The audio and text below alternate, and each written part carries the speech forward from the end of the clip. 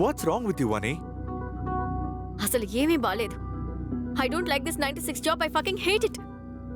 నీకోసం నాకు ఇష్టమైన దాన్ని వదిలేసి ఈ జాబ్కి వెళ్తున్నాను. ప్రశాంతత అనేది లేదు. ఇప్పటి వరకు ఒక్క మాటను అడిగావా? నువ్వు నా కోసమే చేస్తున్నావు అనుకున్నాను. ఇలా కష్టపడి నువ్వు పనికిపోతుంటే నేను మాత్రం ఇక్కడ సంతోషంగా ఉండలేను. మన కోసమే ఐఎమ్ బిల్డింగ్ దిస్ ఫ్యూచరే. అయ్యో సారీ, తెలియకుండా వే అని చెప్పాను. సారీ. ఇలా ఎగతాళిగా మాట్లాడుకో. నువ్వంటే ఇదే. నీకు కావాలంటే నేను ఉండాలి, లేదంటే ఇలా మాట్లాడతావు. రాను రాను నీకేది నచ్చట్లేదు కదా? నా దగ్గర ఏమీ లేదు, నువ్వు సంతోషంగా లేవు, ఇదంతా ఎందుకన్నట్టు మాట్లాడుతున్నావు.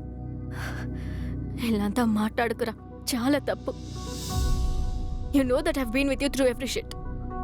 అసలు నాకు ఏం ఇష్టమని నీకు తెలుసా? I've made a huge mistake. Early లైఫ్లో ఒక తప్పైన నిర్ణయం తీసుకున్నావు. నా తప్పు. ఏదో నీ వెనక తిరిగి నీ జీవితాన్ని నాశనం చేసినట్టు రియాక్ట్ అవుతున్నావు.